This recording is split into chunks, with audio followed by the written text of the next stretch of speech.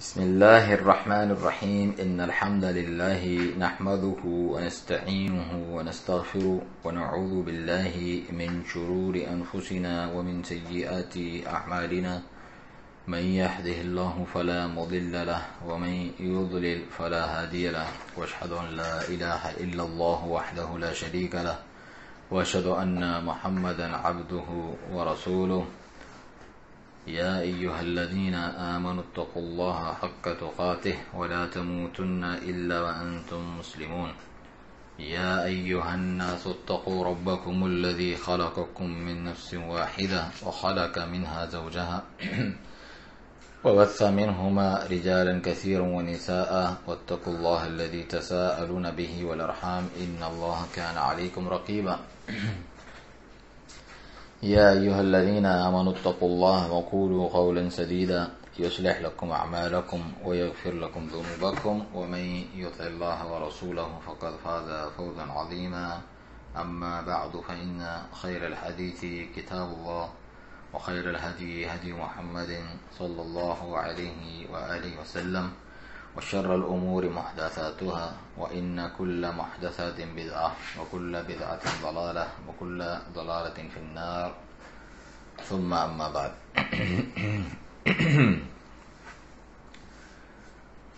ہر قسم کی حمد و ثنا بڑائی کبریائی اللہ سبحانہ تعالیٰ کے لیے لائق اور زیبا ہے، جو خالق مالک رازق ہے، تمام کائنات کی تدبیر کرنے والا، اکیلا ہر قسم کی عبادت کے لائق ہے، جس کے پیارے نام اور اعلیٰ صفات ہیں، جس میں وہ اکیلا ہے۔ ساتھ ہی بے شمار درود و سلام ہوں تمام انبیاء مرسلین پر، خصوصاً ان میں سے سب سے آخری اور افضل ہمارے نبی محمد صلی اللہ علیہ وسلم، آپ کی صحابہ کرام، خلفائے راشدین، مہاجرین و انصار، آپ کے ازواج مطہرات اور آل پر بے شمار درود و سلام اور برکتیں نازل ہوں۔ جیسا کہ ساتھی جانتے ہیں کہ ہم شروع کرنے والے ہیں شیخ علامہ عبد الرحمن بن ناصر السعدی رحمہ اللہ کی کتاب التوحید، جو کہ مشہور و معروف تالیف ہے شیخ الاسلام محمد بن عبد الوہاب رحمہ اللہ کی، اس پر لکھی گئی ایک نہایت ہی نفیس اور مختصر تشریح القول السدید کے نام سے، القول السدید شرح کتاب التوحید۔ اس کے مقدمے میں شیخ رحمہ اللہ نے عقیدہ اہل سنہ والجماعہ کا خلاصہ، اس کا لب لباب آسان الفاظ میں انتہائی اختصار کے ساتھ بیان کیا ہے، اور آج انشاءاللہ ہم اسی کو پڑھیں گے۔ فرماتے ہیں کہ یہ مقدمہ ہے جو کہ اہل سنہ کے عقیدے کا خلاصہ لب لباب ہے، جو کہ کتاب و سنت سے مستمد ہے، یعنی اس سے لیا گیا، اس سے ماخوذ ہے۔ فرماتے ہیں عقیدہ یہ ہے کہ جو اہل سنہ ہیں وہ اللہ تعالیٰ پر ایمان لاتے ہیں، یؤمنون باللہ وملائکتہ وکتبہ ورسلہ والیوم الآخر والقدر خیرہ وشرہ۔ یہ ایمان کے ارکان ذکر کیے کہ وہ ایمان لاتے ہیں اللہ تعالیٰ پر، اس کے فرشتوں پر، اس کی کتابوں پر، اس کے رسولوں پر، آخرت کے دن پر، اور تقدیر پر، اچھی ہو یا بری، اور وہ یہ گواہی دیتے ہیں کہ بے شک اللہ تعالیٰ ہی رب ہے، الہ حقیقی ہے اور معبود ہے، وہ رب الالہ المعبود المتفرد بکل کمال، جو ہر قسم کے کمالات میں اکیلا ہے، تنہا ہے، منفرد ہے۔ تو اس کے نتیجے میں وہ کیا کرتے ہیں؟ فَيَعْبُدُونَهُ وَحْدَهُ مُخْلِصِينَ لَهُ الدِّينَ،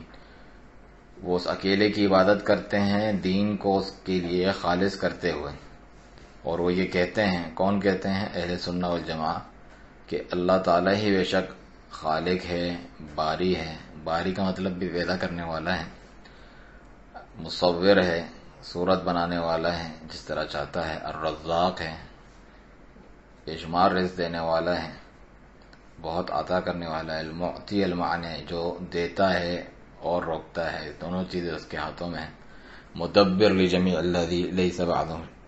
مدبر لجمیع الامور، تمام کاموں کی تدبیر کرنے والا ہے۔ یہ سارے اللہ سبحانہ تعالیٰ کی صفات یہاں پر ذکر ہو رہی ہیں جو ربوبیت سے متعلق ہیں، اللہ کے اسماء و صفات سے، اور آگے فرمایا کہ وہ اکیلا معبود ہے، ایسا معبود جس کی محبت اور تعظیم کے ساتھ عبادت کی جاتی ہے، المعلوہ المعبود الموحد المقصود، جو اکیلا ہے اور وہی اصل مقصود ہے۔ عبادت میں، محبت میں اصل مقصود کون ہونا چاہیے؟ اللہ تعالیٰ ہے، اور وہ ایسا اول ہے، انہ الاول الذی لیس قبلہ شیء، ایسا اول ہے کہ جس سے پہلے کوئی چیز نہیں، اور ایسا آخر ہے کہ جس کے بعد کوئی چیز نہیں، ایسا ظاہر ہے کہ جس کے اوپر کوئی چیز نہیں، ایسا باطن ہے کہ جس سے زیادہ پوشیدہ کوئی چیز نہیں، الظاہر الذی لیس فوقہ شیء الباطن الذی لیس دونہ شیء، جو کہ نبی صلی اللہ علیہ وسلم کی ایک دعا میں بھی یہ الفاظ استعمال ہوئے ہیں۔ اور یہ کہ اللہ تعالیٰ جو ہے العلی الاعلی ہے،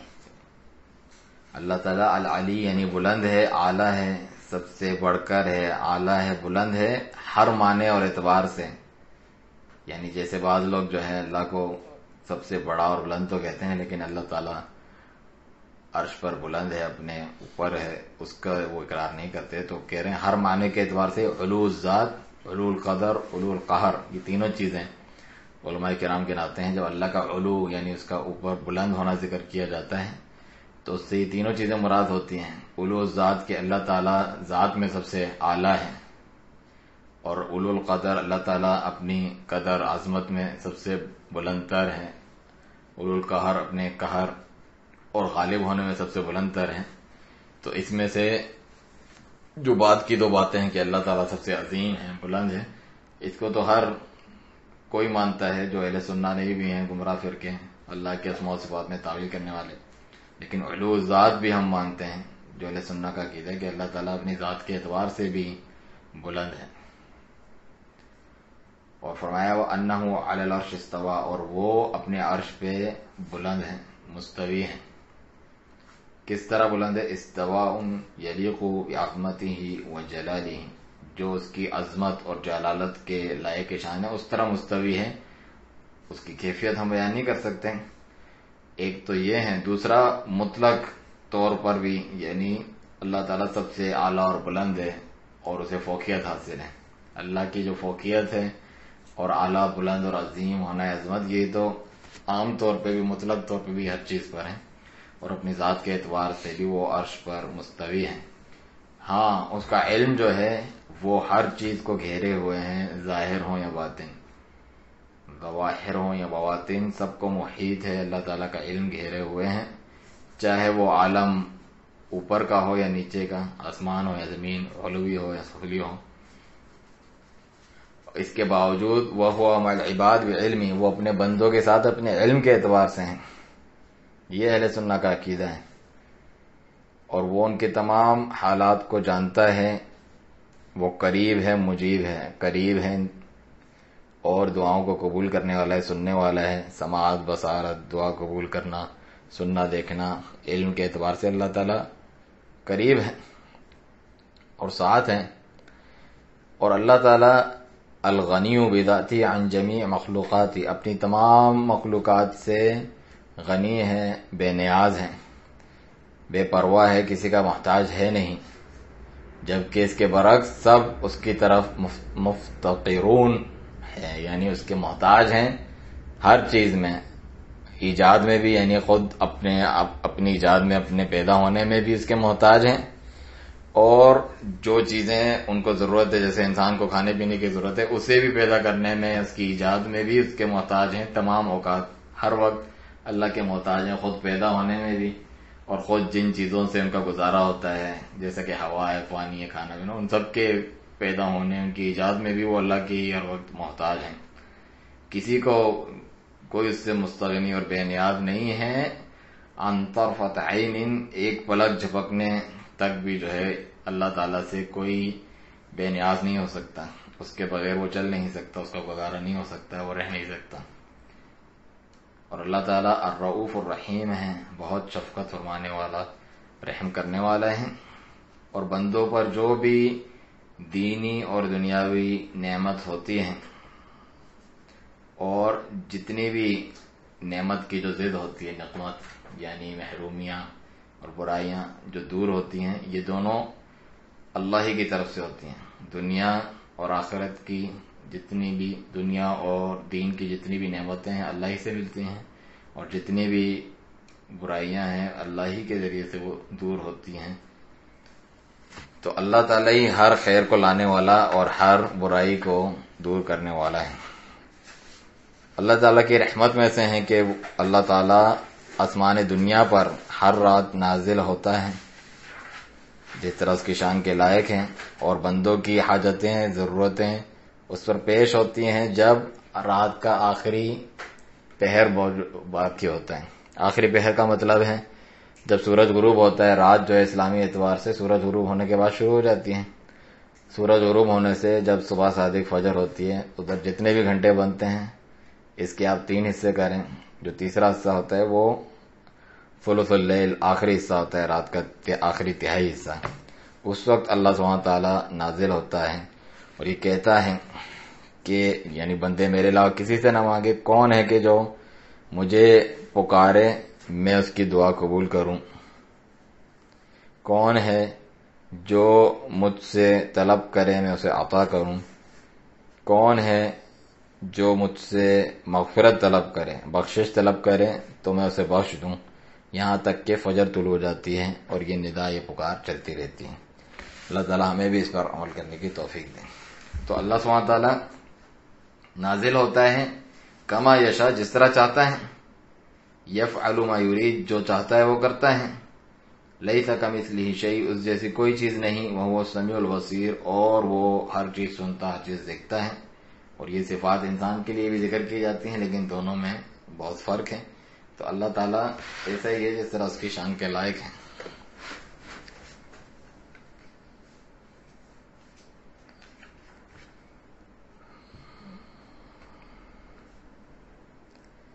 اور یہ عقیدہ رکھتے ہیں اہل سنہ کہ اللہ تعالیٰ الحکیم ہے،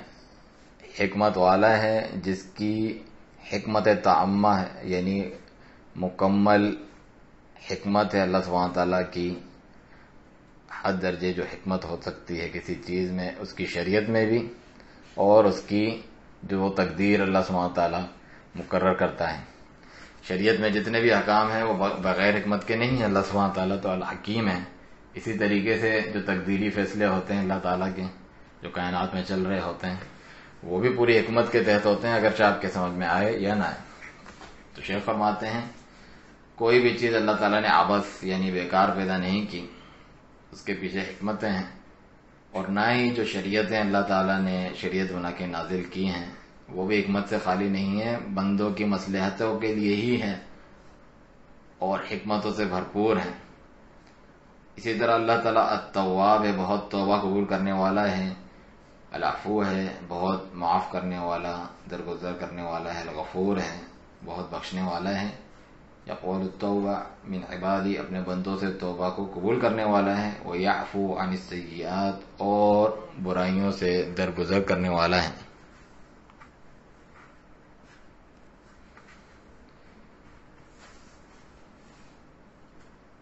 اور وہ بڑے عظیم، بڑے بڑے گناہ بخش دیتا ہے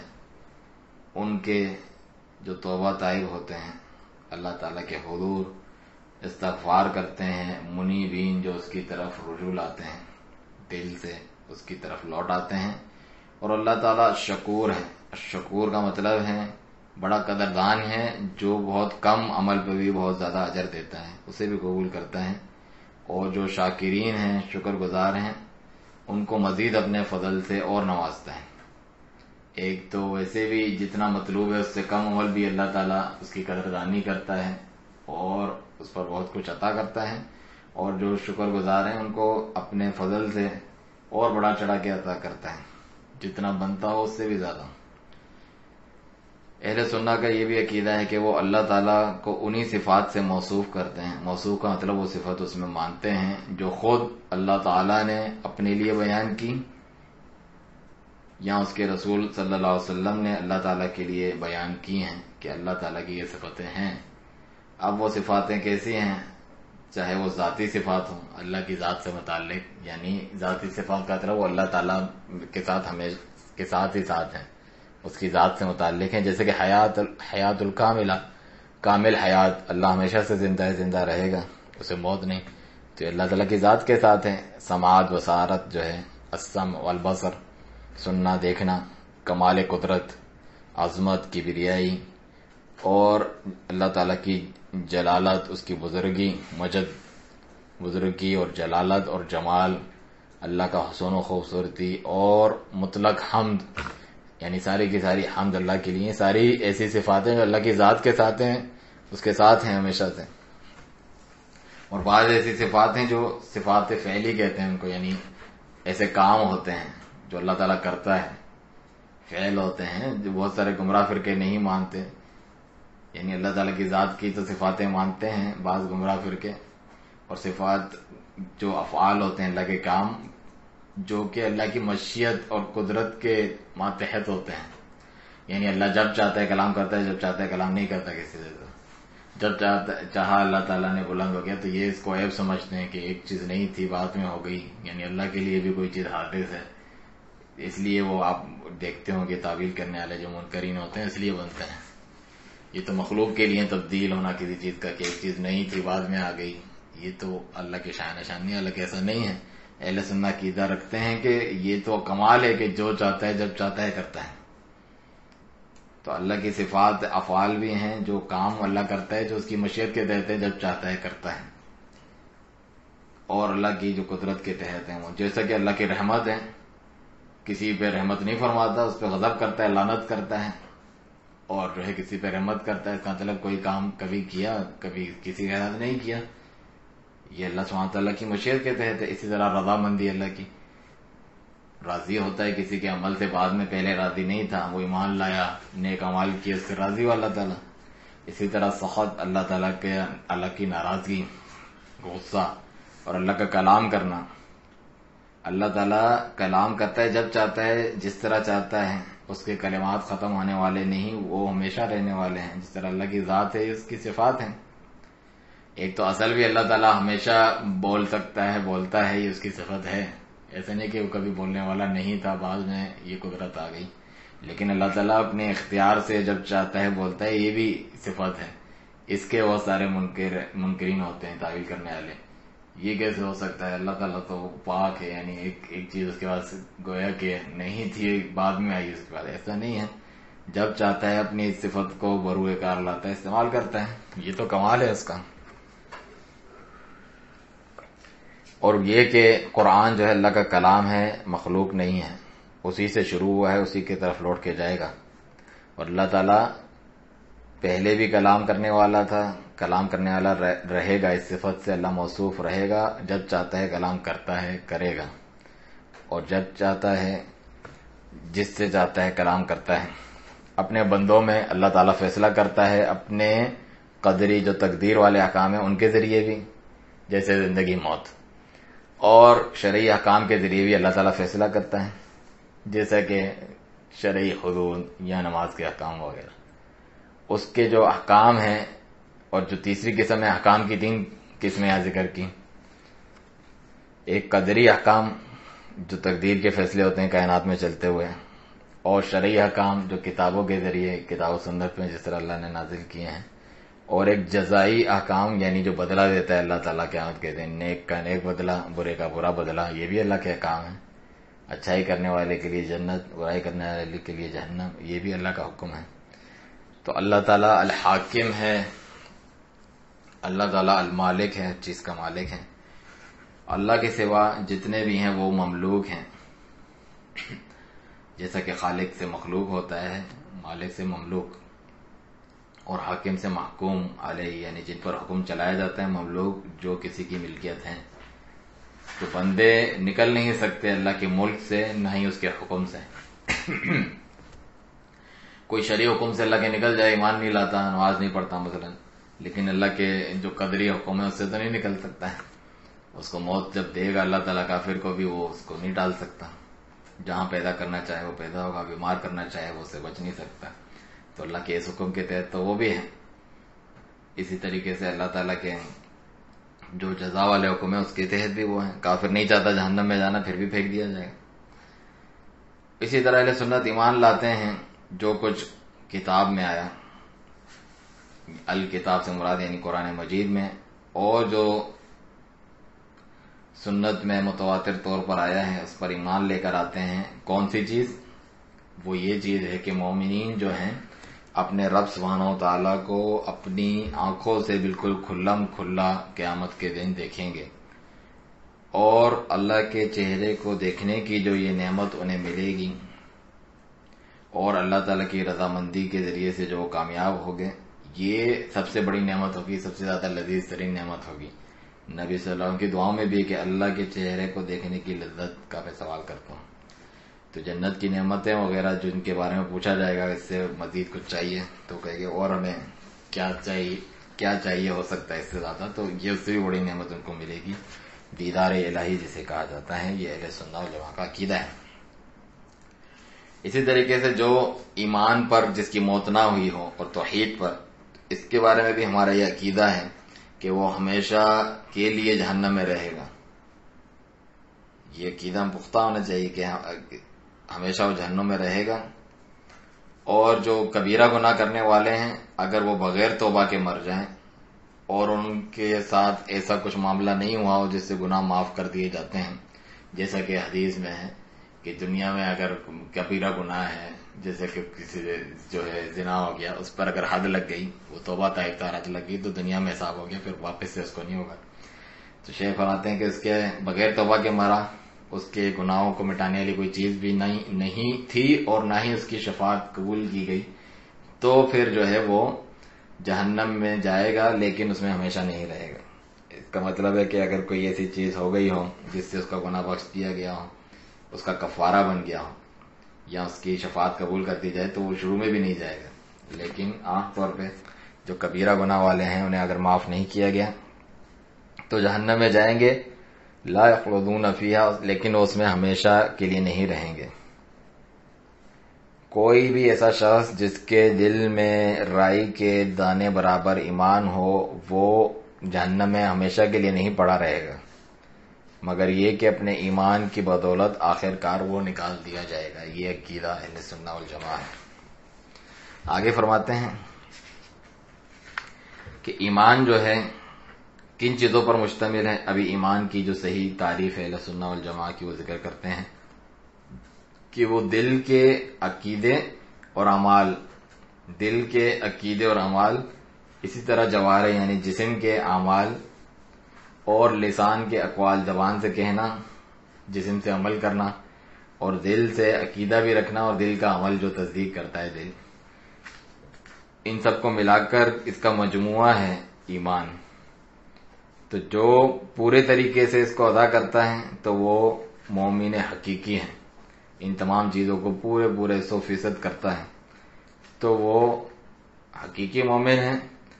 جو مستحق ہے ثواب پانے کا اور عقاب یعنی سزا سے بچنے کا مکمل طور پہ. اور جو کچھ کمی کرتا ہے اس میں سے اتنا ہی اس کا ایمان کم ہوتا ہے. اسی لیے یہ عقیدہ ہے ہمارا کہ ایمان جو ہے یزید بالطاعہ، وہ نیکیوں سے بڑھتا ہے، اچھے کام کرنے سے بڑھتا ہے، وینقص بالمعصیہ، اور گناہوں سے کم ہوتا ہے، نافرمانیوں اور شر اور برائی سے کم ہوتا ہے. اسی طرح اہل سنت والجماعت کے اصول میں سے ہیں کہ وہ پوری کوشش کرتے ہیں، محنت کرتے ہیں ان کاموں کی جن سے فائدہ ہو انسان کے دین اور دنیا میں، ساتھ میں اللہ تعالیٰ سے مدد بھی طلب کرتے ہیں. یعنی محنت کرنا، کام کرنا بھی ان کی صفات میں سے ہیں. وہ پوری حرص کرتے ہیں، کوشش کرتے ہیں ہر اس چیز کی جو انہیں فائدہ دے، مگر اللہ تعالیٰ سے مدد طلب کرتے ہوئے. اسی لیے وہ پوری کوشش کرتے ہیں کہ اللہ کے لیے اخلاص اپنائیں، اس کو ادا کریں. اللہ کے لیے اخلاص اپنانے کو اپنی تمام حرکات میں، اپنے تمام کاموں میں،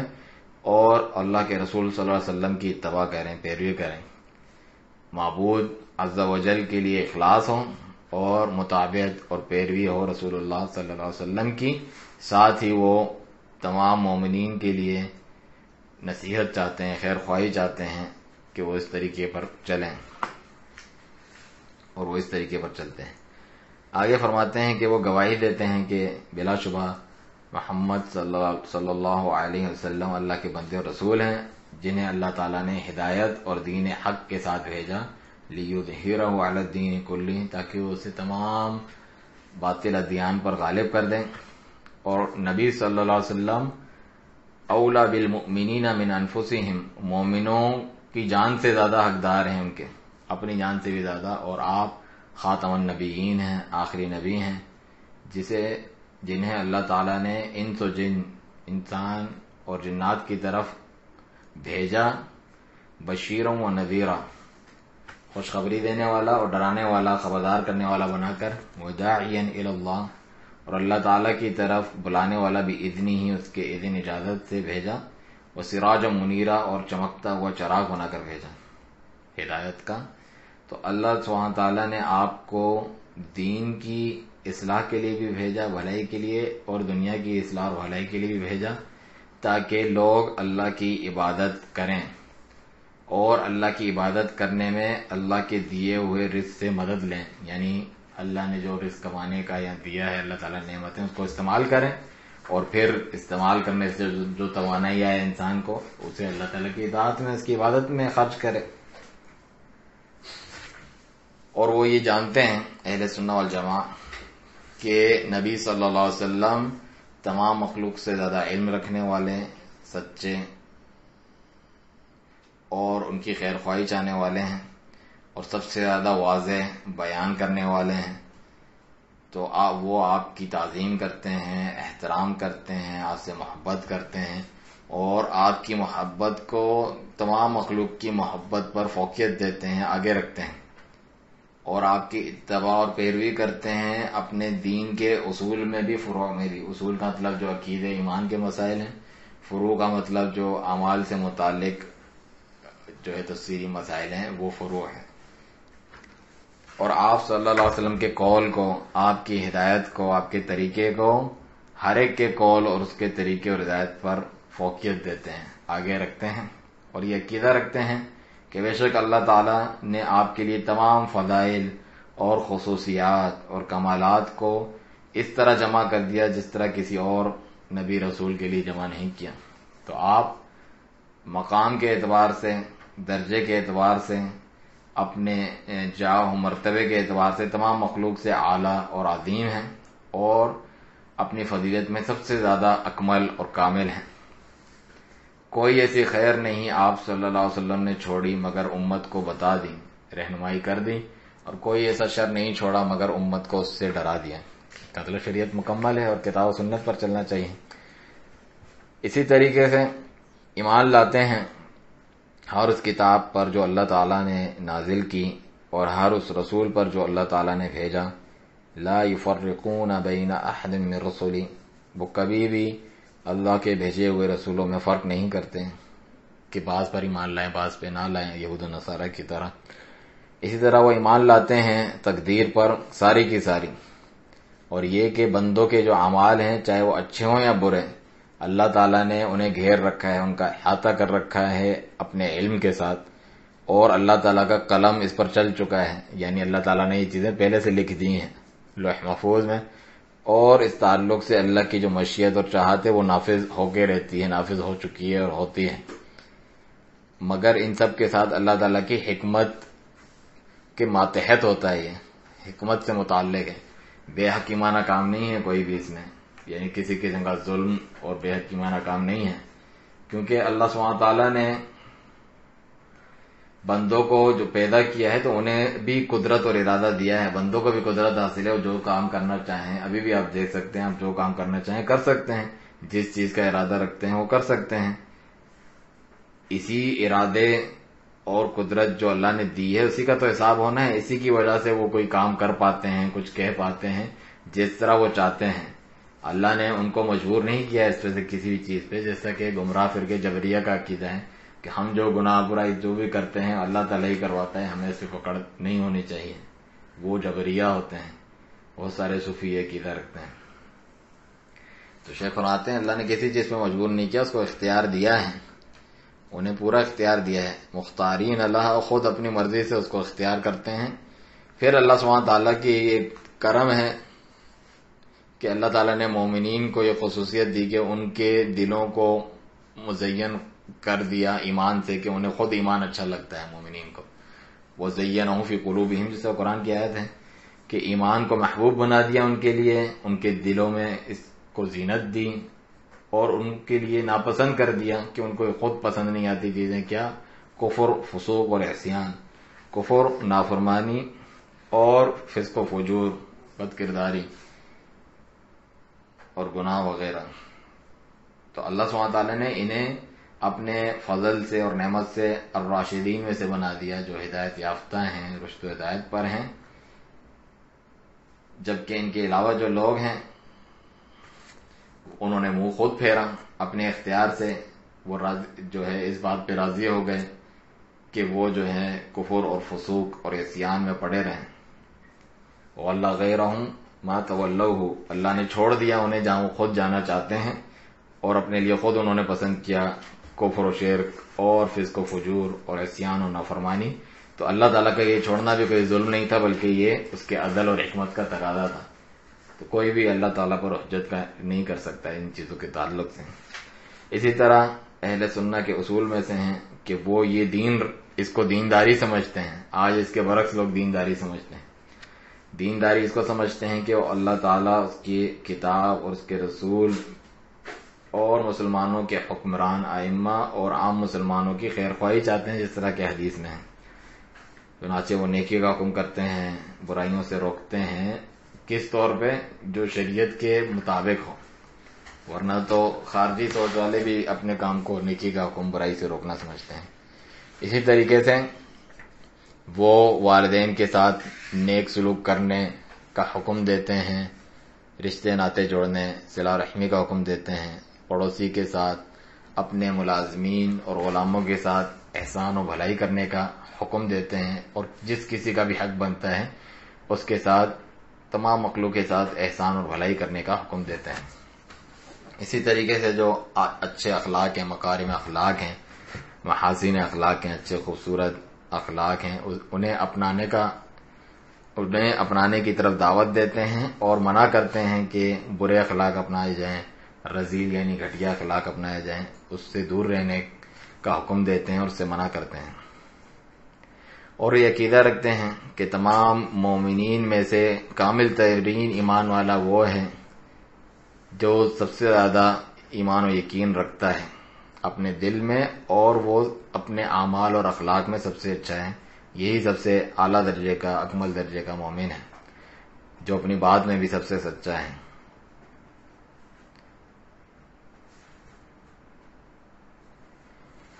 چنانچہ یہ جو اہل سنہ والجماعہ ہیں وہ لوگوں کو ہدایت کرتے ہیں، یعنی رہنمائی کرتے ہیں ہر خیر کی طرف، ہر فضیلت والے کام کی طرف،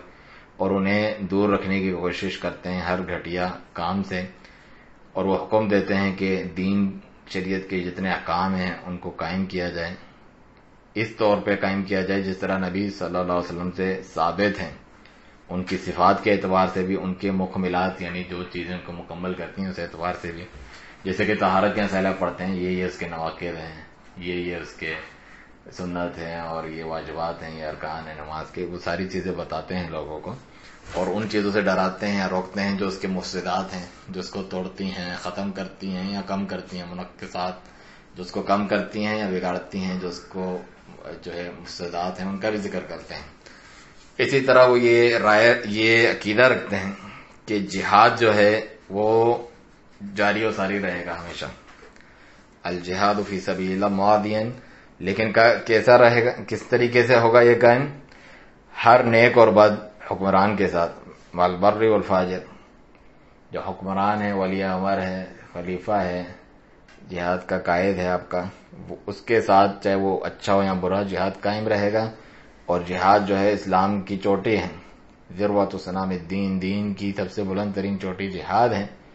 اور جہاد علم اور حجت کے ذریعے بھی ہوتا ہے، اور جہاد اسلحہ کے ذریعے بھی ہوتا ہے. اور یہ فرض ہے ہر مسلمان پر کہ وہ اپنے دین کا دفاع کریں، ہر اس چیز سے جو اس کے لیے ممکن ہو، جس کی وہ استطاعت رکھتا ہے. ہر مسلمان کے اوپر فرض ہے کہ وہ اپنے دین کا دفاع کرے ہر ممکن طریقے سے. اسی طرح ان کے اصول میں سے ہیں کہ وہ اس بات پر ابھارتے ہیں کہ مسلمان متحد رہیں،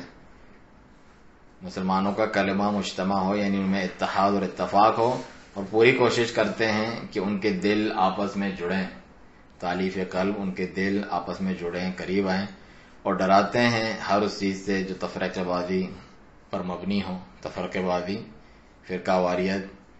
اور ایک دوسرے سے بغض و نفرت رکھنا، زیادتی کرنا، ان سے روکتے ہیں،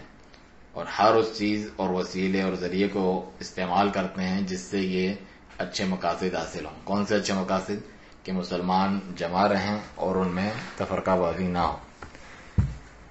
ان کے اصول میں سے یہ بھی ہے کہ وہ منع کرتے ہیں مخلوق کو اذیت دینے سے، تکلیف دینے سے، چاہے وہ خون کا معاملہ ہو، یعنی ان کی جان کو نقصان پہنچانا، یا ان کے مال کو نقصان پہنچانا، یا ان کی عزتوں کو نقصان پہنچانا، اور جتنے بھی حقوق بنتے ہیں کسی چیز میں مخلوق کو، انسانوں کو نقصان نہ پہنچایا جائے۔ حکم دیتے ہیں کہ عدل و انصاف قائم ہو تمام معاملات میں، اور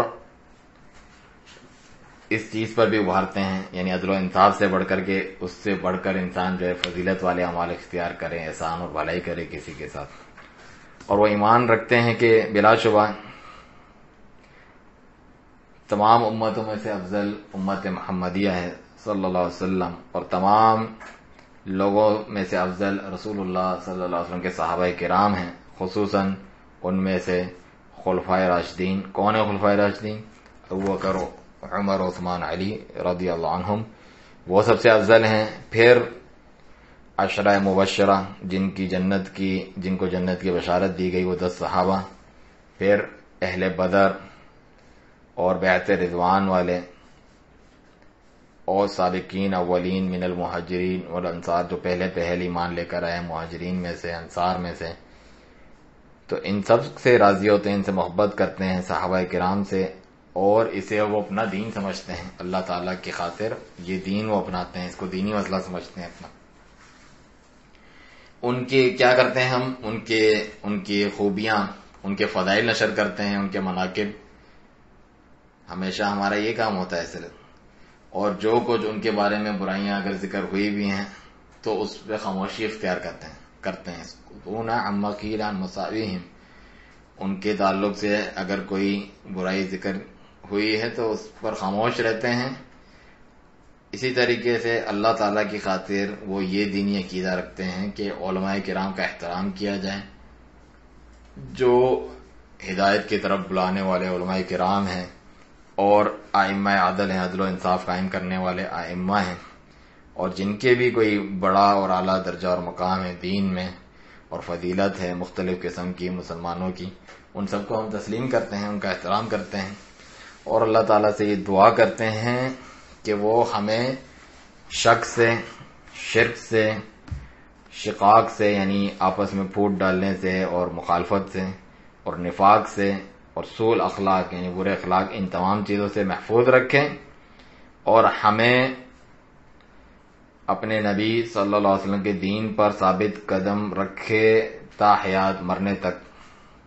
مرتے دم تک اس پر قائم رکھیں۔ تو شیخ فرماتے ہیں یہ کلی اصول تھے جس پر ہم ایمان لاتے ہیں اور اس کا عقیدہ رکھتے ہیں، اور اسی کے جانب لوگوں کو دعوت بھی دیتے ہیں۔ آگے پھر جو ہے کتاب التوحید شروع ہو جاتی ہے۔ تو یہ مختصر بیان تھا، آپ نے دیکھا شاید ہی کوئی چیز رہ گئی ہو کہ انہوں نے پورا عقیدہ اہل سنہ والجماع بیان کیا مختصر طور پہ۔ اللہ تعالیٰ کی سب سے پہلے جو ہے صفات کا ذکر کیا، اس کے رب ہونے کا، سب سے پہلے تو ارکان ایمان ذکر کیے، 6 ارکان ایمان، جس میں سب سے پہلے اللہ تعالیٰ پر ایمان آتا ہے، اور اس کے فرشتوں، کتابوں، رسولوں، آخرت کے دن پر، اور تقدیر اچھی ہو یا بری۔ تو آگے ذکر کی اللہ تعالیٰ کی صفات ذکر کی، اس کا رب ہونا، اس کا اکیلا حقیقی سچا معبود ہونا، اور اس تعلق سے جو تو کچھ عقیدہ ہم رکھتے ہیں کہ اللہ تعالیٰ ساتوں آسمان سے بلند اپنے عرش و مستوی ہے اور نازل ہوتا ہے جیسا اس کی شان کے لائق ہے، اس کا علم، قدرت ہر چیز کو گھیرے ہوئے ہیں، اس کی صفات ہے، وہ بخشنے والا ہے، مہربان ہے، اس کے ہر اعمال میں حکمت ہے، اور ہر اس صفت پر ایمان لاتے ہیں جو اللہ تعالیٰ نے یا اس کے رسول صلی اللہ علیہ وسلم نے اس کے تعلق سے ذکر کیے ہیں، اس کے اوپر جو ہے ایمان لاتے ہیں، اس کی کیفیت اللہ سبحانہ تعالیٰ کے علم میں ہے، جس طرح ذکر ہوئی ہیں اسی طریقے سے ایمان لے کر آتے ہیں، اور کتاب و سنت پر جتنی بھی چیزیں ذکر ہوئی ہیں ان پر بھی ایمان لاتے ہیں، چاہے وہ جنت اور جہنم اور بعد میں حساب و کتاب کے تعلق سے ہوں۔ پھر ایمان کی تعریف بھی ذکر کی کہ اہل سنت کے نزدیک کیا ہے، زبان سے اقرار اور دل سے اس کی تصدیق اور اپنے اعضاء و جوارح یعنی بدن کے ساتھ اس کے اوپر عمل کرنا، جس چیز کا انسان عقیدہ اور ایمان رکھتا ہے۔ ساتھ ہی شیخ نے دوسری چیزیں بھی ذکر کی کہ اہل سنت تھک ہار کے بیٹھنے والے نہیں ہوتے، ان کی ساری زندگی کوشش اور جد و جہد سے بھری ہوئی ہوتی ہے، دینی ہو یا دنیاوی نفع بخش کام کو کرنے کے لیے۔ آگے یہ بھی ذکر کیا پھر رسالت پر آئے کہ رسول اللہ صلی اللہ علیہ وسلم سب سے اعلیٰ اور افضل ہیں، ان کی اطاعت اور پیروی کرتے ہیں، جو کچھ وہ بتائیں اس کی تصدیق کرتے ہیں، اللہ کی عبادت بھی آپ کے بتائے اور سکھائے ہوئے طریقے کے مطابق کرتے ہیں۔ اور پھر تقدیر کا ذکر کیا کہ اللہ تعالیٰ نے اگرچہ ہر چیز اللہ کے علم میں اور لکھ دی گئی ہے، مگر اللہ نے بندوں کو اختیار دیا ہے اچھائی اپنائیں یا برائی، جو وہ اپناتے ہیں وہ اللہ تعالیٰ کے پہلے ہی علم میں ہوتا ہے، وہ عدل و انصاف پر مبنی ہوتا ہے یا فضل و کرم پر مبنی ہوتا ہے۔ اور یہ ذکر کیا کہ وہ ہر ایک کی بھلائی چاہتے ہیں، سب کا بھلا ہو۔ اہل سنت والجماعت کے نزدیک حکمران ہو، محکوم ہو، والدین ہو، رشتہ دار، پڑوسی ہوں، ہر نیکی اور بھلائی کا حکم دیتے ہیں، خود بھی کرنے کی کوشش کرتے ہیں، ہر برائی سے روکتے ہیں، خود بھی بچنے کی کوشش کرتے ہیں۔ یہ ان کا پورا طرز حیات اور زندگی ہوتا ہے۔ صرف جو ہے عقائد نہیں بلکہ عقائد سے متعلقہ جو اعمال نکلتے ہیں انسان کے اخلاق، ان کو بھی وہ اپناتے ہیں، ان کا بھی ذکر کرتے ہیں، عقیدے کی کتاب تک میں بھی اس کا جو ہے وہ ذکر کرتے ہیں۔ اور جہاد کے تعلق سے بھی شیخ نے ذکر کیا قائم رہے گا مگر اس کی قواعد و ضوابط کے ساتھ، حکمران کے ساتھ، چاہے نیک ہو یا برا ہو، اور یہ اسلام کی چوٹی ہے۔ اور وہ مسلمان ہر وہ کام کرنے کی کوشش کرتے ہیں جس سے مسلمانوں میں اتحاد و اتفاق ہو، اور ہر اس چیز سے دور رہتے ہیں جس سے تفرقہ ہو، لیکن حق پر وہ قائم رہتے ہیں۔ حق کو چھوڑ کر باطل پر خاموش رہنے کو اگر لوگ جو ہے اتحاد اور اتفاق سمجھے تو یہ اللہ کو مطلوب نہیں ہے، اور نہ ہی اس سے ممکن ہوتا ہے۔ حق کے اوپر لوگوں کو جمع کرنے کی کوشش کرتے ہیں، کوئی ساتھ ان کا دے یا نہ دے، وہ الجماعت سے جڑے رہتے ہیں، اور وہ لوگوں کو اذیت تکلیف پہنچانے سے جان مال یا عزت سے روکتے ہیں۔ آخر میں شیخ نے جو ہے ذکر کیا کہ صحابہ کرام کے تعلق سے عقیدہ کہ وہ سب سے جو ہے افضل ہیں، ان کی فضیلت کو ہی بیان کرتے ہیں۔ ان کے جو کچھ جو ہے کمیاں کوتاہیاں آپس میں ان کے مشاجرات ہوئے بھی تو اس پر یعنی جھگڑے یا کوئی تنازع ہوئے تو اس پر خاموشی اختیار کرتے ہیں۔ یہ اہل سنت والجماعت کا عقیدہ ہے اور یہ اس کا خلاصہ ہے۔ اور آخر میں شیخ نے جو ہے دعا کی کہ اللہ تعالیٰ ہر قسم کی اس کے مخالف جو چیزیں ہیں، شک، شرک، نفاق جو ہے اور مخالفت اور برے اخلاق سے بچائیں، اور جو عقائد ہم نے یہاں ذکر کی ہیں جو نبی صلی اللہ علیہ وسلم سے ثابت ہیں، سلف صالحین اس کو اپناتے آئے ہیں، اس پر ہی ہمیں جو ہے قائم و دائم رکھیں، اور ہم ساری چیزیں اس کے مطابق کرتے ہیں۔ بہت سارے گمراہ فرقے یا حزبیات کی طرح نہیں کہ وہ بعض تو ایسے ہیں جو ایمان تو یہ رکھتے ہیں لیکن اس کی طرف دعوت نہیں دیتے ہیں۔ تو ہم ایمان بھی رکھتے ہیں، دعوت بھی اسی کی طرف دیتے ہیں، اس سے بڑھ کر ایمان بھی رکھتے ہیں، دعوت بھی اسی کی طرف دیتے ہیں، اسی کو اپنی دوستی دشمنی کی الولا والبرا کی بنیاد بھی بناتے ہیں۔ تو آپ دیکھیں گے بعد اپنے تک عقیدہ رکھتے ہیں، اس کے خلاف جو بد عقیدہ لوگ ہیں ان سے بھی اتحاد و اتفاق کرتے ہیں غلط منہج اپناتے ہوئے۔